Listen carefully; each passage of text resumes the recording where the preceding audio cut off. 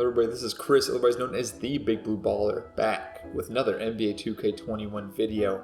And I know it's been a few weeks, but here we are talking about the MyTeam mode. Now, at the beginning of the year when the game came out, I was making tons of MyTeam tutorials, had some no money spent videos, was grinding out some of the games like Domination, like the challenges for the spotlights to get Bill Russell, some triple threat, all of the above. I mean, we're just doing it all except for limited. I was staying away from that because that felt like one of those modes where you put in 20-30 games and you could still not get the grand prize each week.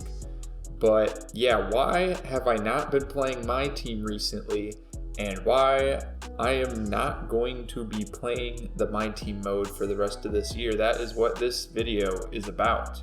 Now, for those of you that subscribe for MyTeam tutorials, I'm still going to upload tutorials to help you guys out with the basics of all of these modes, because I mean, one of the reasons I love making these YouTube videos is to just help others out not understanding the basics of the game, because to be quite honest, 2K does a really terrible job putting up tutorials and instructions for how to complete different modes, and they make it very difficult to earn coins in the game in order to get some of the better players.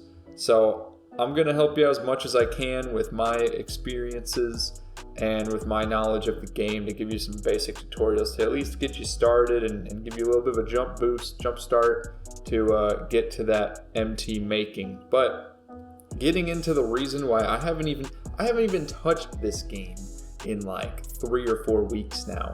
I've been playing some Call of Duty Warzone, been playing some Among Us, been having a good time with that, but NBA 2K21 MyTeam, far away from that, have not opened it at all, and we're gonna dive right into the reasons why here. And the gameplay you see in the background is some unlimited gameplay from a few weeks ago. Like I said, this is like the last time I played MyTeam, and it's just some background footage. So let's get right into it.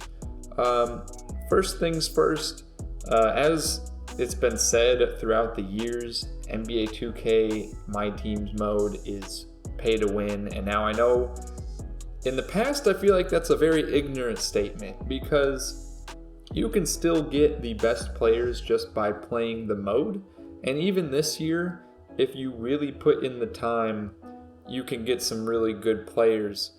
But I feel like the difference between this year's game and previous years is if you look at this new XP feature that they put in, and earning XP by completing different challenges or achievements with specific players, you have to get the absolute best players available in packs to have a chance at getting the most amount of XP, to have a chance at unlocking more players just by playing the game.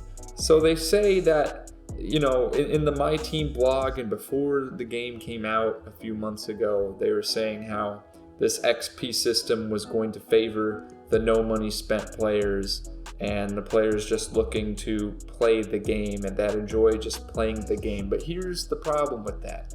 First off, you put up these XP challenges for the most expensive players in packs, and they give you the most XP for completing them. And these challenges aren't even anything difficult. Like, it's just get this many assists over the course of multiple games with the player, or get this many points over multiple games. Like, for the most part, those challenges aren't even that hard. It's just a matter of obtaining the player. And in order to obtain the player, you are either spending money on packs, or you are just grinding day in and day out, playing the game like it's your job to obtain enough coins to purchase the player off the auction house. Now, granted, 2K has no control over what people list their players up on the auction house for. However, they do control the odds as to which these players come out of packs, which will influence the cost in the auction house. So they know what they're doing. Like, they have some influence. They know if they put cards up that are like have odds of less than 1% of getting pulled, then players aren't going to see them very often, and they're going to be expensive in the auction house. The other problem with the whole XP system, and I kind of dived into this a little bit already, is the fact that the way it's set up, it's like it pushes the FOMO mentality, the fear of missing out, because you have these packs that are only available for 1 week, and so you have to gotta log in, snatch up these cards. It's like every single day you got the daily challenges. It's the whole game is just fear of missing out. If you don't log in today, you're gonna miss an extra 1,000 or 2,000 XP, and so on and so forth every single day. It's trying to bring you back to the game every day, and it's not even anything exciting either. Video games, to me as a casual player, it's something. I don't play video games every day.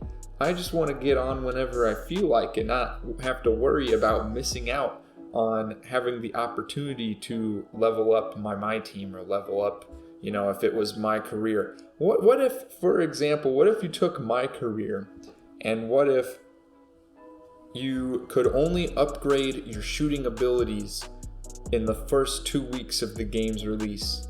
What if that was a thing, and then you could no longer upgrade your shooting until 2 months later or something like that? That's kind of the vibe I get from this MyTeam. It's very restrictive. It basically is set up in such a way that it's trying to entice you to spend money on packs, and entices you to just keep playing the game, keep coming back, and just non-stop playing every single one of their modes within MyTeam, and really just play the game like it's your job. And it just kind of kills the fun and excitement. I mean, the whole point of MyTeam mode when it first came out back in 2K13 was to be able to take players from current day teams as well as historic teams, and kind of put together the see how different players play together, and then play against other people online against their fantasy teams, and see could Shaq play with the current day Stephen Curry, or just random matchups, fantasy matchups. It was just a cool idea, and now it's become this whole overblown money grabbing, time grabbing mode. It's painful, and it's still fun to play some of the challenges and to play some of the online games with these different players and combining the fantasy lineups and whatnot. But I don't want to play 100+ games on pro difficulty just to be able to earn enough XP to get a good quality player that's over 95 overall. I mean, it's absurd. And then the worst part about MyTeam mode is we get around to May, April, that time of the year, and all of a sudden everybody's able to obtain 95+ overall players at ease. And then you get a few months of that, and then it's all gone. You move on to the next game. And I understand it's the same way with the other modes, right? It's the same way with the franchise modes, like My League. It's the same way with the My Career, My Player. But the main difference is with MyTeam, not a whole lot changes. Yeah, they change up some of the modes, but it's going to be the same deal. You're going to have a high overall Tracy McGrady, a high overall LeBron James from days past, a high overall Kobe, high overall Shaq, high overall Kareem, Hakeem, Wilts. I mean, just all the historic players, and you're going to have juiced up versions of other current day players. I mean, it's nothing new. It's the same thing, and then they're going to have the challenges to be able to unlock juiced players. And so you go through all of the grind, all of the challenges to be able to play with this team or that player, and you only get to play with them for a limited amount of time, maybe a couple months, before all of a sudden the player becomes obsolete and you got to go back to grinding again. The grind never stops.